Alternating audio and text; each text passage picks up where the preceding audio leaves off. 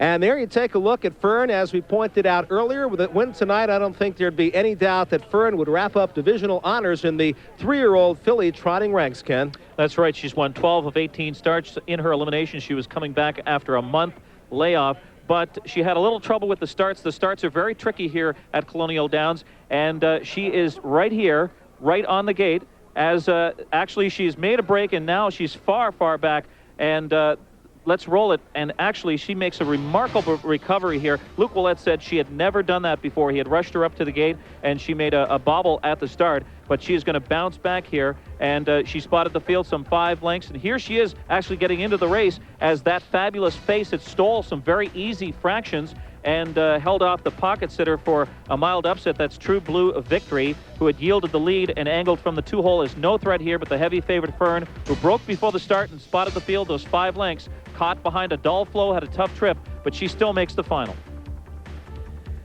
And 2-5 on that entry of Fern, Boxtrot, and Ms. Vick. And Kenny, how about her entry mate Boxtrot, who won the other Breeders' Crown elimination, or one of them, last week? She looked very awesome, as a matter of fact, and there she is for John Campbell. Well, one of the other factors about this track is down that long straightaway, horses get a little more aggressive, especially the headstrong ones. Boxtrot, basically a come-from-behind filly, took a more aggressive approach by moving to the front down the backstretch in her elimination. Here she is right here, and she's going to move past the pace setter and take the lead, and trotted the remainder with plenty of vigor in a track record performance. The stablemate to division leader Fern. The heavy favorite Lassie's Goal launched a big move around the final third. She had trouble adjusting to the chute, according to her driver Mark O'Mara. She gets into the race, and she does rally here, and she comes on. But it is Boxtrot, and she's coupled with Fern tonight. A very powerful entry. Yeah, it is a very powerful 3-horse entry, and I have to believe, Kenny, that you like one of those 3 in the entry. I do indeed. Actually, I'm going to go with Lassie's Goal, actually. I'm going to try to beat her. This one didn't have a chance in her elimination, as you just saw there. Rallied up in the center. She has a big late kick, and she has some tactical speed. I think she's going to get a better start tonight. And what about our colleague Ken Hornick in the upcoming 3-year-old filly trot? Ken, who's your selection? Well, I'm going to go with what everybody else is going with here, the entry. But I think Fern, the 1-horse in post position 1, is the one to beat. She broke stride, as you saw in the video a few seconds ago. In the elimination last week, recovered well. Expect her to get control of this race right near the start. Luke Willett told me that will be the key for her. She's in a little tough tonight, but I think that she'll bounce back. I saw her in the post parade. She had the ears pinned. She looked real strong, and there she is right there. She's on her toes, ready to go. Upset possibility. Not really an upset, but Ken's selection, Ken Warken's selection of Lassie's Goal. She beat this horse in September in the World Trotting Derby, and she came a 26-4 final quarter last week in the elimination. All right, guys, we haven't done too well so far, but Dara Torres has. She is 1 for 1 picking Badlands Hanover in the 2-year-old colt pace, and all ears now are tuned to Dara. Who do you like? Well, I hope to make it 2 for 2. I'm going to take Lassie's Goal. She has an affinity for the bigger tracks, and she's beaten these other horses before. All right, Dara, thanks so much. And I like the 1A Boxtrot for Hall of Fame driver John Campbell.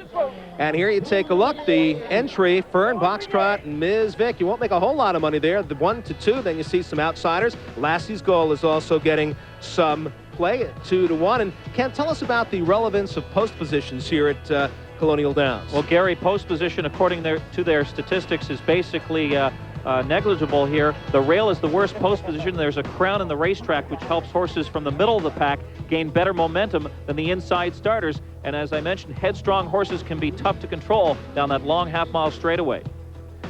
All right, so there you see the field, and Ken has told you a little bit about the relevance of post positions here at Colonial Downs. You can see at the end of that long chute heading towards the turn, which is a half a mile, they gather in around the starting gate, and they'll be set to go. And once again, we're going to send you upstairs to a gentleman who has called more than 122,000 races in his career. It means an awful lot of throat lozenges, Raj. You can say that again. 3-year-old filly Trotters are in behind the gate, and here they come. Off and trotting fast out of the gate. That's My Dolly on the outside. True Blue Victory goes second. Racing up third on the outside. That's Boxtrot as they race down the backside. Inside, Fern racing fifth. Lassie's Goal 3 wide. That fabulous face, and Mike LaChance powering to the front end on the outside. to take the lead. That fabulous face on the outside. Opening quarter 27-4. Racing second on the outside. Foxtrot and John Campbell going right on. My Dolly racing third. Up on the outside. Here comes Fern. Now third, now second, and closing on the outside. True Blue Victory goes to the outside fifth. Into the turn, My Dolly moves up on the outside as they race around the turn. Going to the half, 56-2, 28-3, and we got a new leader. It's Fern on the outside. True Blue Victory racing second. Box Trot racing third. Off stride goes Fern. Inheriting the lead, that's Box Trot. True Blue Victory inside, that fabulous face. Moving on the outside, Ms. Vick. Down the stretch, Warwick Cass comes 5 wide. Coming to the three-quarter mark, 125-3, 29-1 around that turn. And True Blue Victory has taken the lead. Closing on the outside, Ms. Vick. In closing with all the trot in the world. Lassie's go on the outside. That fabulous face. Lassie's go. That fabulous face off stride. Lassie's go. 154-3. I don't know who they'll call the winner, but when it's all said and done, it's going to be Lassie's goal and Mark O'Mara. All right, Roger, thanks so much. And I'll tell you what, we're going to have to wait to see what happens there. We'll take another look as they're nearing the wire here. Ken, obviously, we can see that fabulous face appearing to be in front, but off stride, so it's going to come down right now to the inside horse and the outside horse. What's happening? And Lassie's goal is going to rally up on the far outside, and that was that fabulous face who had been 3 wide, used hard very early. She rallies late, but she's going to get a bit tired as she guns down. True Blue Victory at the line. Lassie's goal up for second, and I think she's going to be placed first in front of that breaker. Yeah, it sure looked that way. That fabulous face certainly had a head in front, but was on a break at the wire, which is a cause for a placing. Of course, we'll leave that up to the judges. We will sort that out and give it to you when we come back. A real thriller in the Breeders' Crown 3-year-old filly Trot.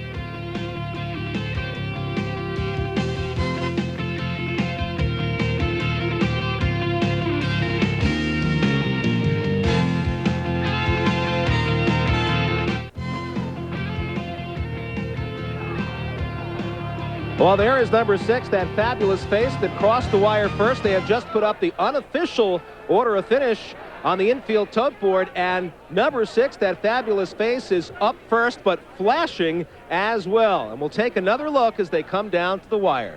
Well, right here is Hans Tholfsen and True Blue Victory, and that fabulous face, Mike LaChance right there. Still out of your screen is Lassie's goal. As I mentioned before the break, that fabulous face had been used hard. She's gamely going to gun down, but on the far outside, here comes Lassie's goal, but off stride right here. She's on a break at the wire. That's that fabulous face, and she is going to be disqualified, I would think, for that late break. Well, she seemed to be the strongest of all. There is number 4, Lassie's goal, who I guess, Ken, you and I being around announcing for a long time would suspect that this one would be declared the winner, but that is not for us to decide. But Lassie's goal, driven and trained by Mark O'Mara, who won a Breeders' Crown exactly 10 years ago in 1988 with a trotter by the name of Firm Tribute. He is looking for his second right now, and there could be his horse that gets it done. And we're also going to take a look at Fern. She was on the lead and appeared to be going very comfortably and made a break. And Fern makes that costly break, and perhaps her right here, Fern is going to she is going to take the lead and challenge for the lead. Actually, she's on the lead, I should say, and she makes that break, and perhaps her divisional honors went up in flames there as she goes off stride approaching the top of the stretch.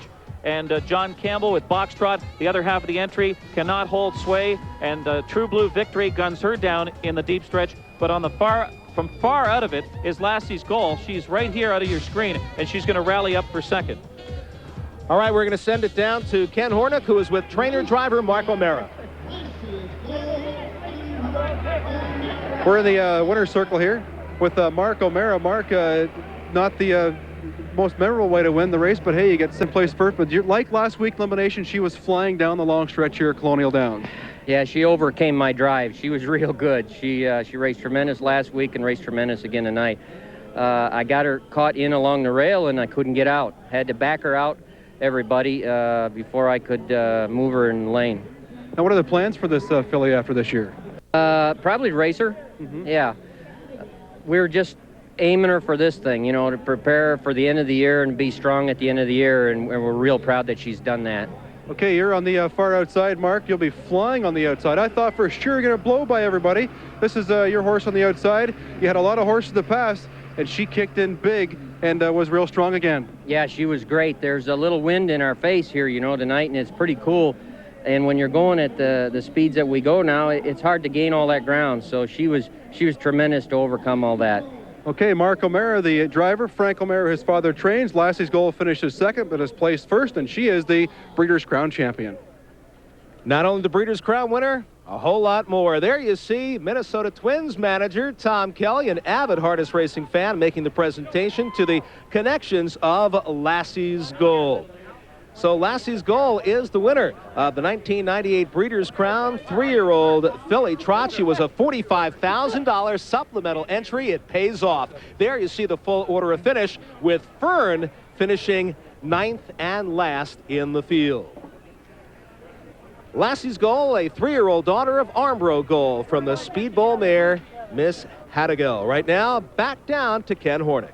Well, the 1998 Goodwill Ambassador for the Breeders' Crown races is Tom Kelly, a great baseball manager for the Minnesota Twins, closing in on 1,000 career victories. Tell me about your association with Standardbred Racing, Tom. Well, it goes way back, I guess, 15, 20 years. My brother and I owned a few horses. We raced up in New Jersey, up in Yonkers some, freehold mostly. We had a race at Garden State, but I worked on the farm for 3 winters in the off season. Help groom, so I know all about getting in the stall and getting down and getting dirty with it. And I found the Standardbreds to be a very personal horse, and something you can get close to. You can hook them up, you can go jog, you can very much take care of them on your own, even for the novice beginner. And I enjoyed it, and ever since that time I've been sort of infatuated with harness racing. Maybe one of these days, Tom, we'll see you here in the winner's circle getting the trophy instead of making the presentation. It'll be a lot of hard work, but it's been a great night for the industry, and just a fabulous race here. We saw a lot of action, and it's what harness racing is all about. Tom Kelly of the Minnesota Twins. All right, Ken, thanks so much. There you see she's owned by Rompaway Farms and Waldo Frankenstein, trained and driven by Mark O'Mara. Lassie's Goal wins the 3-year-old filly Trot. And Lassie's Goal picked by Ken Workington. And guess what? Dara Torres is 2 for 2.